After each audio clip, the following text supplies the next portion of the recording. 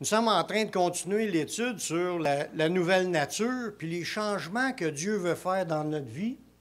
Est-ce qu'il y en a qui se sont aperçus que avant qu'ils acceptent Jésus, il n'était pas pareil que où ce que vous en êtes rendu aujourd'hui? Est-ce que vous êtes aperçus qu'il y avait un changement? Est-ce que vous êtes aperçus que le Seigneur a changé des choses dans vos vies? Avez-vous été surpris des changements? Des fois, oui. Mais vous n'avez pas fini d'être surpris parce qu'il va en faire d'autres. Il va en faire d'autres des changements jusqu'à temps qu'on soit arrivé l'autre bord. Le but, c'est ce qu'on devienne comme Jésus. Avez-vous remarqué s'il y a des choses dans vos vies qui ne sont pas comme Jésus? Donc, soyez pas surpris qu'il y en a d'autres choses qui vont changer pour arriver à être de plus en plus comme Jésus. Mais au jour où il va venir nous chercher, le vieil homme va rester là, puis là, on va avoir un nouveau corps qui n'a plus de corruption, un corps incorruptible, un corps transformé.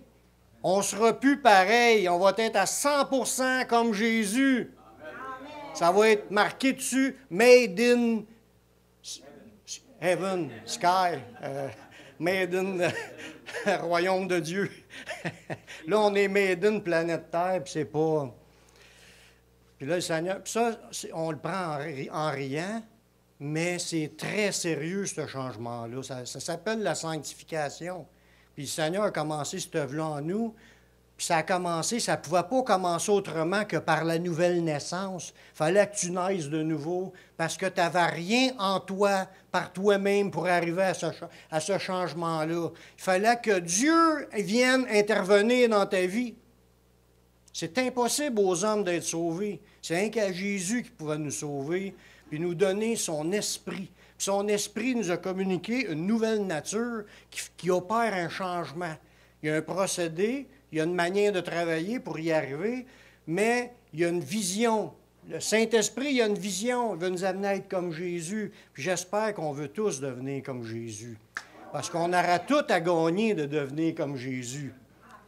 Aujourd'hui, le sujet qu'on va regarder ensemble, devenir mature, parce qu'on veut devenir mature, c'est ça qui est le but, la parole de Dieu nous en parle, de la maturité chrétienne, de devenir des hommes et des femmes de Dieu. Je veux devenir un homme de Dieu. Je le suis, mais je veux l'être en pratique, dans ma vie de tous les jours. Un des points que Dieu veut changer, aujourd'hui, on va regarder ça ensemble, c'est quand tu deviens mature, c'est que tu deviens responsable face au service que tu as à faire pour Dieu. Parce qu'avant d'être chrétien, on s'en foutait-tu de ce que Dieu voulait, de ce que Dieu voulait faire. On s'en foutait. On n'était pas intéressé, on n'en parlait pas, puis on s'empressait à faire plein d'affaires qui étaient contraires à sa volonté. Mais quand tu deviens chrétien, tu as réalisé avant de le devenir comment est-ce que tu étais pécheur. C'est ça qui est le point. On était pécheurs, on réalise qu'on est pécheurs, puis qu'on était tout croche, puis on était perdu. Puis on a crié à Dieu, puis on a cru que Jésus était mort sur la croix pour pardonner nos péchés. On l'a reçu, mais ça n'a pas juste été un pardon, ça a été un commencement d'un changement pour devenir, être un serviteur de Dieu dans ce monde. Avant, on s'en foutait, mais là, on ne s'en fout plus. On veut suivre le Seigneur, puis on veut le servir. Amen. Amen. Avons-nous la conviction que nous sommes en train de servir le Seigneur? Parce que tu peux être chrétien et avoir perdu de vue cette vision-là. Tu ne le sens pas, tu n'as pas l'idée que tu devrais être un serviteur de Christ puis de servir Dieu par tout ce que tu passes. Avons-nous trouvé notre place dans le royaume de Dieu? Parce que quand on se convertit, le Seigneur dépose des dons en nous, puis il nous appelle à rentrer travailler dans sa vigne, puis on a chacun des tâches différentes, puis son royaume est vaste, puis il y a toutes sortes d'ouvrages qui peuvent être exécutés, puis qui s'attend que ses serviteurs prennent leur poste, puis commencent à travailler. Amen. Amen. Puis il faut trouver notre place, sinon on est comme, ça m'est déjà arrivé de rentrer pour une compagnie, c'était la compagnie Bélanger qui faisait des frigidaires à Saint-Bruno, il y a à peu près 30-40 ans de cela. Je rentre là, je suis engagé, je rentre là avec ma boîte à lunch le matin. Croyez-le ou non, j'ai passé une semaine à me promener dans le shop sans savoir c'était quoi ma job, fallait que je fasse. Ben, je me promenais. Personne ne me l'a dit, ta job, c'est de faire ça. Ah, là, c'est correct. Là, j'ai commencé à la faire, mais ça a pris une semaine avant que je commence à travailler. J'ai reçu une paye pour rien faire. C'est fort. Ça, il faut que ça soit une compagnie qui a perdu le contrôle un peu de ses employés. Mais là, il faut réaliser que dans le Seigneur, ça se peut que ça soit la même chose aussi, qu'on n'a même pas encore compris c'était quoi notre poste. Puis qu'on n'est pas là en train de faire ce qu'on est supposé de faire. Puis peut-être personne ne nous l'a dit, puis peut-être qu'on l'a oublié. Mais là, il est temps d'y penser parce qu'on est encore vivant. Il y a encore du temps devant nous pour trouver notre place puis s'impliquer à servir le Seigneur. Amen. La transformation par la nouvelle nature, c'est de nous amener à servir Dieu dans les œuvres de Dieu. Parce que Dieu, il a des œuvres pour nous. Il a préparé des œuvres pour nous. Parce qu'il y en a des gens qui veulent servir Dieu, mais ils font ça comme d'une religion. Ils pensent servir Dieu, mais ils sont sans intelligence. Ils ne comprennent pas la volonté de Dieu. Fait qu'ils font des rituels, font des cérémonies, ils font toutes sortes d'affaires, pensant servir Dieu, mais ils sont dans l'ignorance du travail réel que Dieu nous demande. Puis là, les gens peuvent passer toute leur vie à servir un Dieu qu'ils ne connaissent pas, puis ils ne savent pas dans quel chemin suivre le Seigneur, puis de faire ce qu'ils ont à faire. Puis ça, c'est grave. Je l'ai déjà dit, cet exemple-là, c'est comme un gars qui accote son échelle pour monter un building parce qu'il avait un job à faire, un job d'électricien pour aller connecter les fils, puis c'était à 3 étages à l'extérieur, puis il accote l'échelle, il pogne ses outils, monte jusqu'en haut pour réaliser qu'il n'est pas à côté, c'est la bonne maison. Là, il faut que tu redescendes, puis tu sais, l'idée, c'est, ça se peut que tu n'en aperçoives jamais que tu n'étais pas sur le bon bord. Mais quand on vient à l'Église pour entendre la parole de Dieu, pour qu'on réalise quelle maison c'est à côté et quel ouvrage qu'on a à faire. Amen? Être à la stature de Jésus, c'est d'être comme Jésus dans le service pour Dieu. C'est comme ça que Dieu veut nous amener. Dans Luc 22, le verset 27, ça dit... Car quel est le plus grand, celui qui est à table ou celui qui sert? N'est-ce pas celui qui est à table? Et moi, c'est Jésus qui parle, cependant, je suis au milieu de vous comme celui qui sert. Voyez-vous, c'est quoi le travail de Dieu? Travailler comme Jésus, c'est d'être au service de Dieu comme Jésus était au service de Dieu. Jésus aura pu dire, « Hey, c'est moi, Jésus. Vous allez me servir. » C'est pas ça qu'il est venu faire. C'était pas le temps pour Jésus de se faire servir ici sur la terre. Il est venu pour servir les autres. Puis il est allé au milieu de ses apôtres, au milieu de l'humanité, tous ceux qui étaient autour. Il servait Dieu à travers les gens qui avaient autour de lui. Ça, si tu veux devenir comme Jésus, il faut que tu deviennes comme cela. Il nous a montré l'exemple de serviteur de Dieu. Jésus s'est prononcé que tous devaient servir Dieu seul. Il l'a répondu au diable. On voit ça dans Matthieu, chapitre 4, le verset 10. Quand le diable est venu pour tenter Jésus à 3 reprises. À un moment donné, Jésus il a répondu au diable. Jésus lui dit, « Retire-toi, Satan, car il est écrit, tu adoreras le Seigneur ton Dieu, et, c'est pas juste ça, souvent on arrête juste sur l'adorer, ça on aime ça, adorer Dieu. On aime ça, chanter des chants, on aime ça, louer puis adorer Dieu. Mais il dit, tu adoreras le Seigneur ton Dieu, et tu le serviras lui seul. Voyez-vous, là, Jésus nous a parlé à travers de la bouche de Jésus pour ramener comme un résumé des 2 premiers commandements. Les 2 premiers commandements, c'est que tu n'auras pas d'autre Dieu devant ma face. Fait que c'est juste Dieu seul, un seul Dieu, puis il n'y en a pas d'autre. Fait que d'adorer ce Dieu-là, puis le 2e commandement, c'est pas avoir d'idole. puis de ne pas s'en créer des idoles, puis pas s'agenouiller devant les idoles, puis pas servir les idoles, parce que c'est écrit servir aussi dans ce commandement-là. Fait que Dieu, Satan, Jésus l'a mentionné, puis il l'a dit carrément au diable, il a dit, tout le monde sont appelés à adorer Dieu seul et servir Dieu seul. Ça veut dire tout ce qu'on est en train de faire dans notre vie, on devrait le faire comme pour servir le Seigneur. Tout le monde devrait être comme ça, pas juste les chrétiens. C'est un appel planétaire, là. Dieu appelle tous les humains sur la terre, chaque créature, à être à son service. Ils n'auront pas d'excuse de ne pas y être. Parce qu'il l'a déclaré, puis il ne revient pas 20 fois pour essayer de leur dire. Il a envoyé ses disciples pour leur dire, il faut que tu suives le Seigneur. Ce n'est pas juste de croire en Jésus. Il faut que tu deviennes son serviteur. Lorsque nous entrons dans l'idée de servir Dieu, nous entrons dans notre devoir chrétien.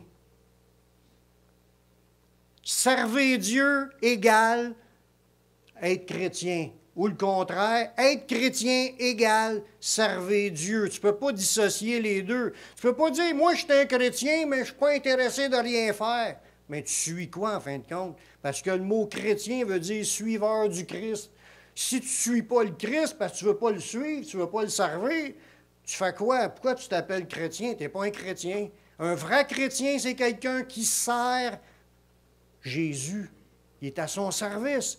Il a donné sa vie à Jésus. Il n'a pas juste voté pour lui. Il a dit, Seigneur, prends ma vie, je la donne. Fais de moi ce que tu veux. Je veux te servir, je veux te suivre, je veux marcher dans ton chemin resserré. Dans Éphésiens, chapitre 2, le verset 10, ça dit, tout de suite après que ça nous dit qu'on est par grâce, qu'on est sauvé par le moyen de la foi, cela, ça ne vient pas de nous, c'est le don de Dieu. Ça, c'est correct. Mais ça dit, après ça, car nous sommes son ouvrage. On est l'ouvrage de Dieu. Quand tu es né de nouveau, Dieu a entrepris quelque chose en toi, tu es son ouvrage, qui a commencé là un ouvrage, puis il veut la rendre parfaite. Il veut t'amener à être comme Jésus. Nous sommes son ouvrage, on a été créés en Jésus-Christ pour de bonnes œuvres que Dieu a préparées d'avance pour nous.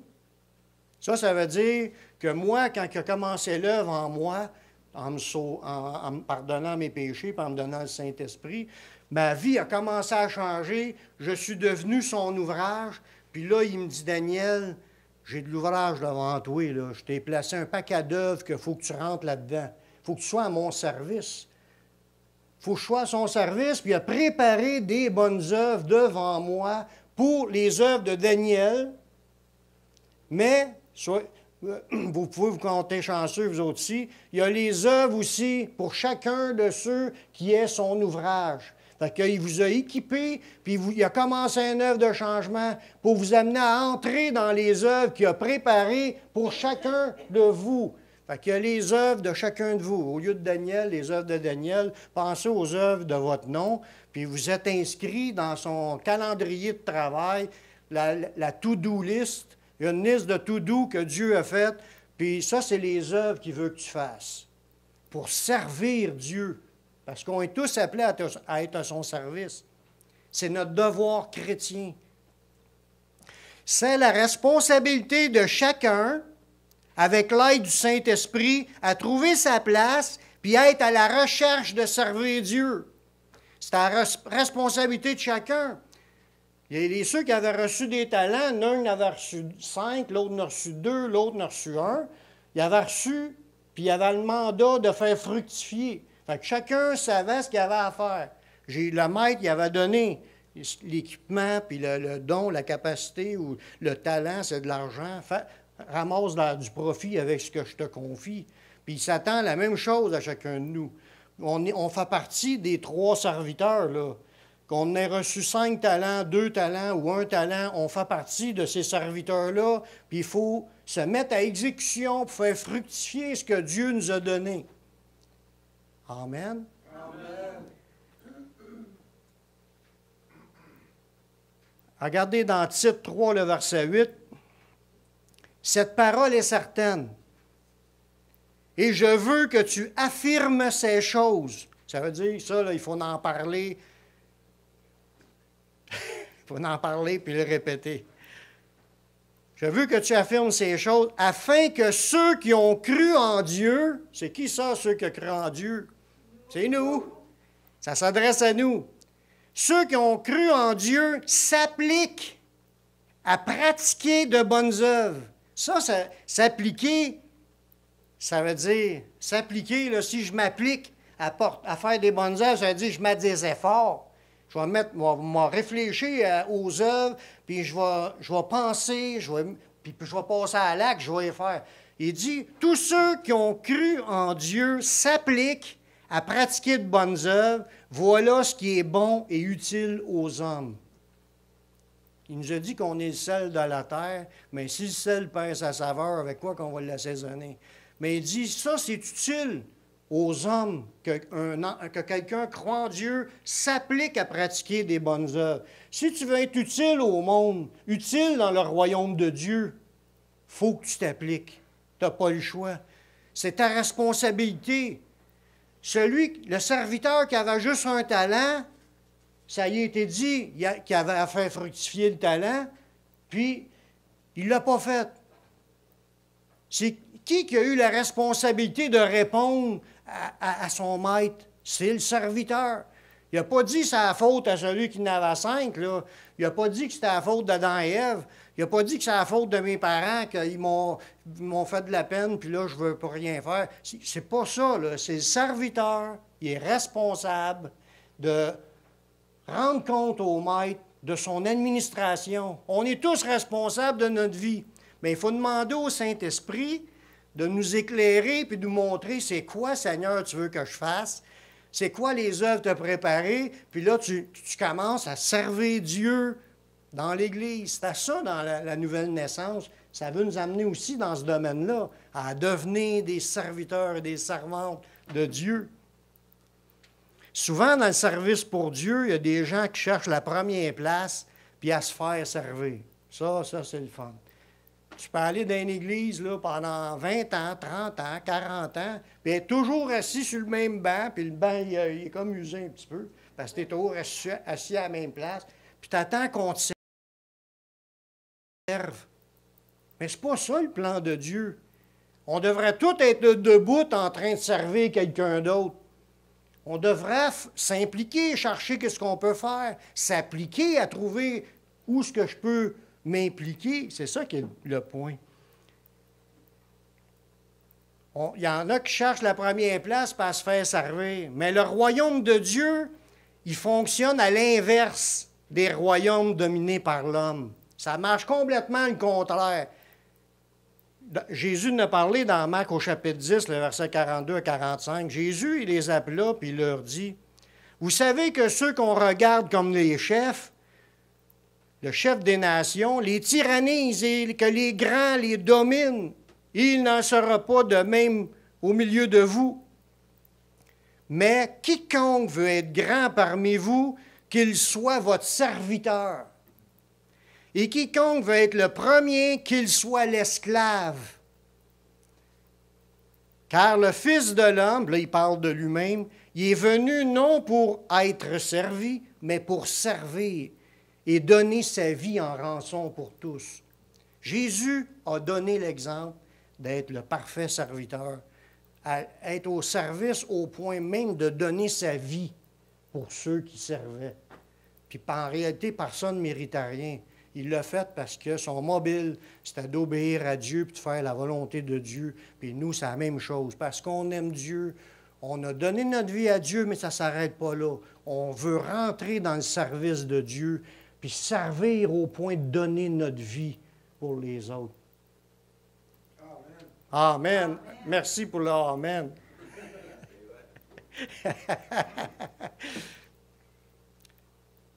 Le fait de renoncer à soi-même puis de servir Dieu nous amènera à se trouver soi-même.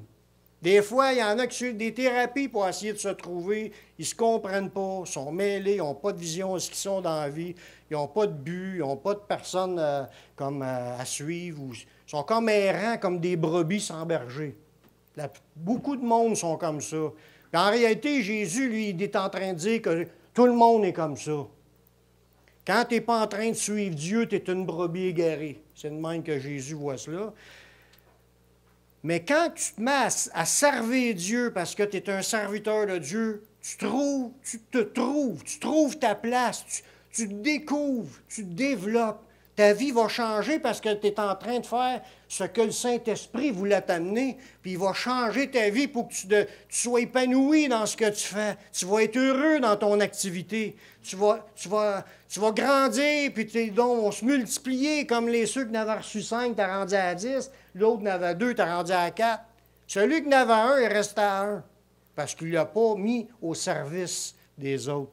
Dans Matthieu 16, 24, Jésus dit à ses disciples, « Si quelqu'un veut venir après moi, qu'il renonce à lui-même. » Ça veut dire, arrête de penser rien qu'à toi. Arrête d'être égocentrique et de penser qu'à recevoir. Renonce à toi-même, qu'il se charge de sa croix, qu'il me suive, car celui qui voudra sauver sa vie la perdra, mais celui qui la perdra à cause de moi, la trouvera. Là, il ne dit pas qu'on la retrouvera. Il y a un autre verset dans Matthieu qui dit « la retrouvera ». Ça, c'est après. Mais dans ce texte-là, c'est celui qui perdra sa vie à cause de Jésus, la trouvera. Tu trouves ta vie au service de Jésus.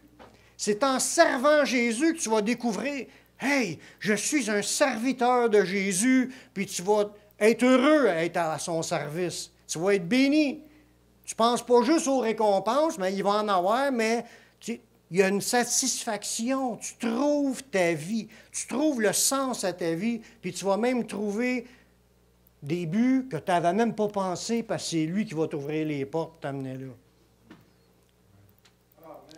Jésus nous a enseigné que nous devrions chercher plus à être utiles qu'à être heureux.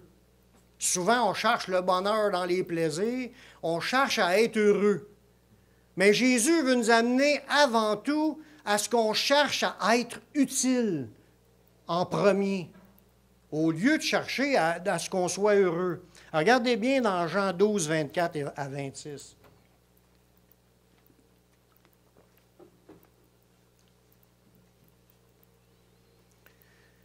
En vérité, je vous le dis, si le grain de blé qui est tombé en terre ne meurt, il reste seul. Parce qu'un grain de blé, là, s'il est encore vivant, le grain ne poussera pas.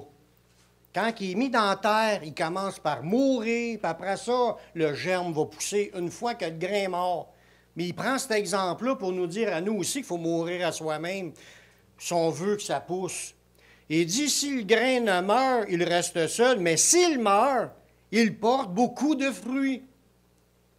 Là, c'est là on va voir dans les 2 prochains versets que Jésus parle qu'il faut être utile plus que de chercher d'être heureux. Il dit, celui qui aime sa vie, celui qui cherche à être heureux puis qui aime sa vie, là, il va la perdre.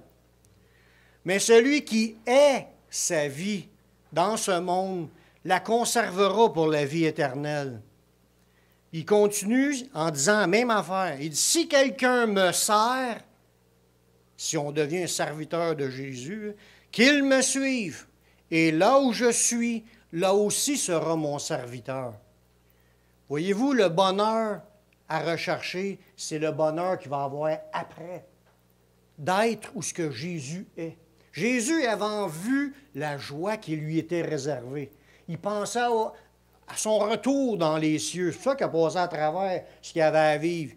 Il pensait à la joie qui lui était réservée. Puis là, il nous dit à nous, si on hait notre vie, puis on veut le servir, on va le suivre, puis là où est Jésus, là aussi on va être là, nous autres aussi, dans cette joie-là. On a tout à gagner de lâcher de courir après le bonheur terrestre, mais à chercher plutôt à être utile au service de Dieu. Parce que le bonheur va être après. Puis il dit aussi, si quelqu'un me sert, le Père l'honorera. Ça va être quelque chose. devant des milliards de chrétiens, des milliards d'anges, puis individuellement, le Père va nous honorer. Ça va être quelque chose, mais qui nomme ton nom, puis c'est à ton tour d'avancer en avant. Puis de te faire dire, chacun recevra la louange de Dieu qui lui est due. C'est ça qui est écrit que Paul dit. J'espère que ce ne sera pas des critiques, ça va être des louanges. Mais il y en a qui n'auront pas beaucoup. Parce qu'il y en a qui vont être sauvés comme au travers du feu. Ils vont avoir perdu leur récompense. Parce que leur vie terrestre, il avait la foi en Dieu, il était bâti sur le fondement, mais il ne s'occupait que des choses de la terre. Là, il faut apprendre à servir Jésus parce que les récompenses sont pour ce qui est produit pour le royaume de Dieu, ce qui va demeurer éternellement. Chaque chrétien doit être en train de marcher d'une manière digne et agréable à Dieu. Ça fait partie de notre marche de service, de marcher de manière digne et agréable. On voit ça dans Colossiens 1,10. Pour marcher d'une manière digne du Seigneur et de lui être entièrement agréable, portant des fruits en toutes sortes de bonnes œuvres. Ça sera-tu... Parce que des fois, on a des dons, on a des capacités, on a certains talents pour faire des choses, mais on n'est pas équipé pour aider dans d'autres domaines. Mais là, il nous appelle, il dit qu'on peut arriver à porter des fruits dans toutes sortes de bonnes œuvres. Ça veut dire qu'il y a un éventail de manières où ce qu'on peut servir Dieu dans les choses qui s'attendent de nous, puis de croître par la connaissance de Dieu. Pour arriver à un niveau d'homme développé comme celui-là qui avait 5 talents, puis il était rendu à 10, puis ça dit qu'au début, il avait reçu chacun selon leur capacité. Selon sa capacité, il avait la capacité de 5 talents. Dieu il en a confié 5. L'autre avait la capacité de 2. Il en avait confié 2. Mais à la fin de leur vie, il était rendu à 4. Ça veut dire que leur capacité, elle a remonté. Puis l'autre en avait 5, il était rendu à 10. Ça veut dire que sa capacité de servir, puis ses dons sont multipliés. Tu sers plus. Moi, je sers plus dans la fin de ma vie chrétienne qu'au début. Puis ça va être la même chose pour tout le monde. Si tu t'investis, si tu es fidèle dans un peu de choses, tu t'impliques, puis tu cherches à connaître la volonté de Dieu, il va t'ouvrir les portes, il va te donner ce que tu as besoin, les outils, puis il va t'amener à ce que tu sois développé, puis tes dons vont s'élargir, puis tu vas servir de plus en plus. Il y en a qui ont commencé comme pasteur à laver les toilettes, puis à la fin de leur vie, tu es pasteur en train de prêcher la bonne nouvelle. Voyez-vous, il y a comme un développement des talents puis des dons. Bien, c'est le même dans la vie chrétienne. C'est ça que j'ai vécu, puis c'est ça que je connais aussi que d'autres ont vécu. On grandit dans le Seigneur si on est au service du Seigneur. Si on ne gêne pas, puis on dit « Seigneur, montre-moi ce que je dois faire. » Puis là, il te montre des affaires, puis tu embarques dans ce qu'il t'a montré, puis là, tu restes fidèle. Puis il va dire « Celui qui est fidèle dans les petites choses, va en confier davantage. » Tu vas grandir, tu vas devenir de plus en plus équipé. Ton ministère va s'élargir, puis tu vas être béni encore plus à la fin.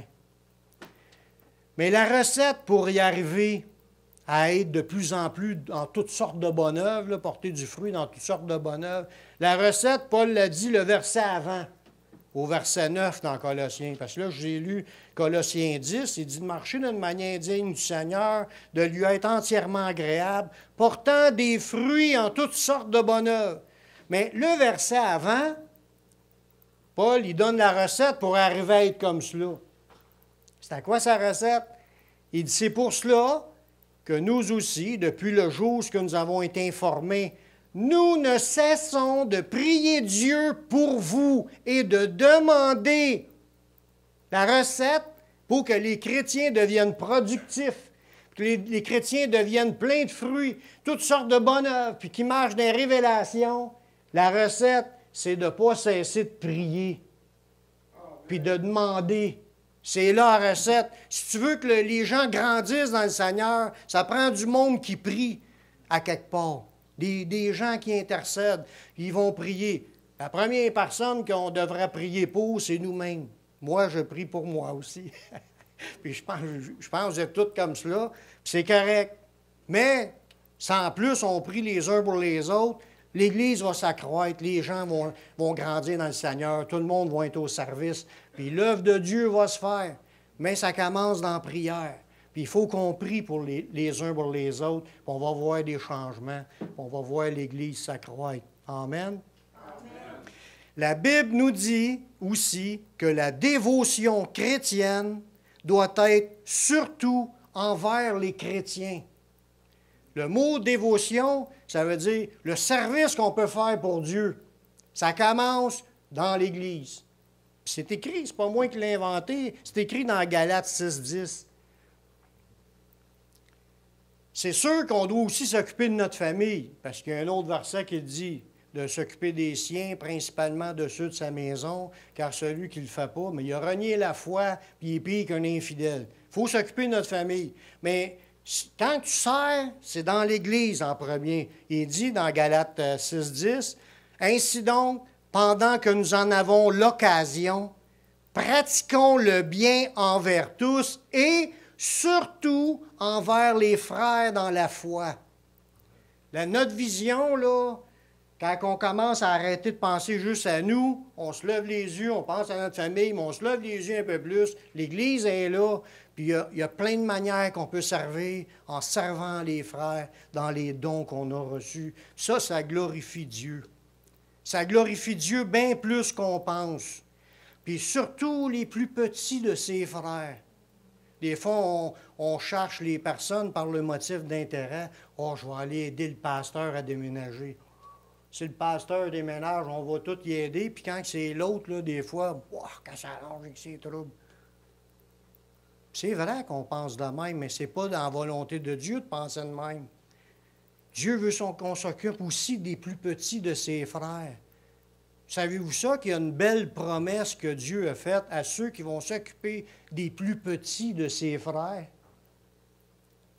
On voit ça dans Matthieu 25. On va aller lire ce passage-là pour finir.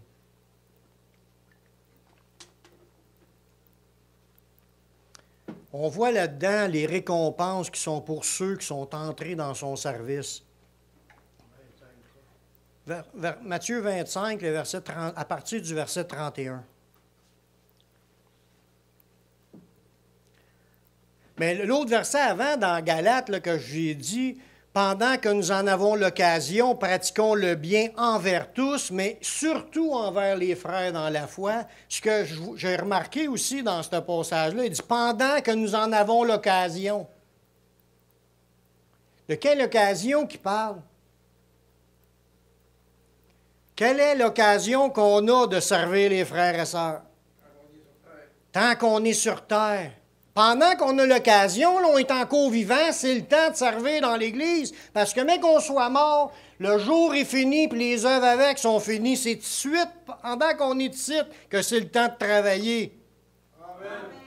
Il faut embarquer là-dedans, parce que là, le temps file, puis on a l'impression qu'on ne fait pas grand-chose quand on pense à cela, ce qui est écrit là. Il faut avoir une vision d'Église, de s'impliquer parmi les frères et sœurs, servir le Seigneur dans les frères et sœurs, pendant qu'on a encore l'occasion. Parce qu'un jour, il va être trop tard pour s'en ramasser. Puis on va dire, « Oh non, pourquoi j'ai pas plu? Pourquoi j'ai pas? Pourquoi? » On va se poser des questions. On va y penser à ce qu'on a manqué. Mais là, dans Matthieu 25, regardez bien ce passage-là. Ça, c'est à son retour quand il va venir pour l'enlèvement. Lorsque le Fils de l'homme viendra dans sa gloire, il va venir dans sa gloire, là, avec tous les anges, parce qu'il va venir avec ses anges, il s'assiera sur le trône de sa gloire.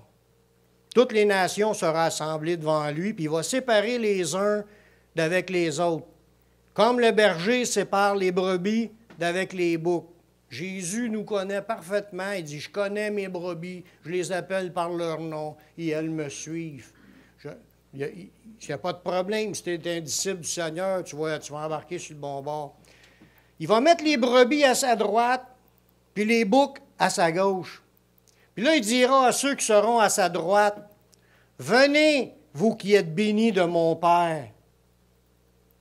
Prenez possession du royaume qui était préparé dès la fondation du monde. » Puis là, regardez ce qu'il est en train de dire. « Car j'ai eu faim, vous m'avez donné à manger. J'ai eu soif, vous m'avez donné à boire. J'étais étranger, vous m'avez recueilli. J'étais nu, vous m'avez vêtu. J'étais malade, vous m'avez visité. J'étais en prison, vous êtes venu vers moi. C'est drôle que Jésus ne pose pas la question « Venez, vous qui avez la foi en mon Père puis en moi. » Il ne parle pas juste de foi, là, il parle d'œuvre. Parce que la foi sans les œuvres est morte. Ce n'est pas une foi vivante, pas d'œuvre. C'est ceux qui ont la foi démontrée par leurs œuvres. Qu'est-ce qu'ils ont fait? Ils ont été visiter du monde, ils ont donné à manger à du monde. Puis, plus pire que ça dit que le manger qu'ils ont donné, puis le monde qu'ils ont été allés visiter, ils ont fait ça à Jésus. Ils ont fait ça à Jésus. Ils ont servi Jésus. Puis il dit, quand est-ce qu'on a servi Jésus? Les justes lui répondront, verset 37, « Quand est-ce qu'on t'a fait ça, Seigneur? Quand avons-nous vu avoir faim, puis qu'on t'a donné à manger, ou que tu avais soif, puis on t'a donné à boire, ou qu'on t'a vu étranger, puis on t'a recueilli, ou nu, puis on t'a vêtu? Quand avons-nous vu malade et en prison, puis sommes-nous allés vers toi? » Puis le roi leur répondra, « Je vous le dis en vérité, toutes les fois que vous avez fait ces choses à l'un de ces plus petits de mes frères, c'est à moi vous l'avez fait. » Sont où ces plus petits de ses frères? C'est chacun de vous qui êtes assis ici dans l'Église.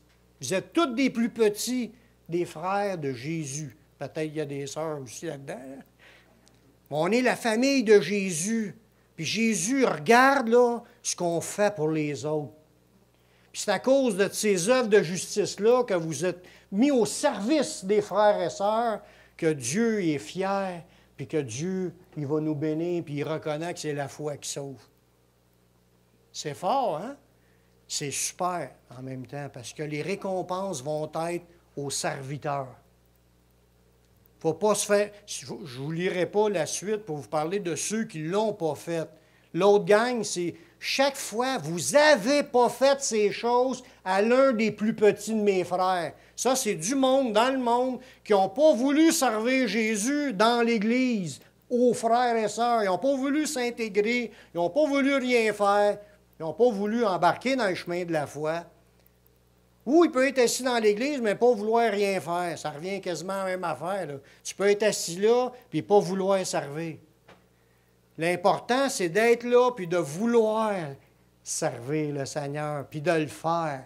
Puis là, le Seigneur va vous en ouvrir des portes, puis vous en allez en avoir des occasions d'aider, puis vous êtes en train de servir le Seigneur à travers des frères et sœurs. Puis, mais Dieu, il aime ça, puis un jour, il va nous récompenser. Amen. Amen. Prions. Seigneur, je te remercie pour ta parole qui est vraie. Je te remercie pour ces belles paroles qui nous enseignent à regarder nos frères et sœurs comme étant l'endroit où ce qu'il faut servir. Seigneur, apprends-nous à servir. Ce n'est pas la seule place, mais apprends-nous quand même à servir en premier dans l'Église, puis servir aussi à l'évangélisation pour le salut des âmes, ou à prier pour faire avancer ton œuvre.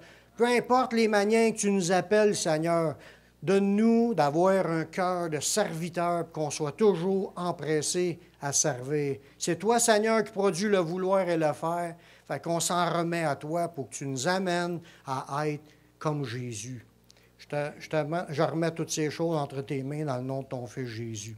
Amen.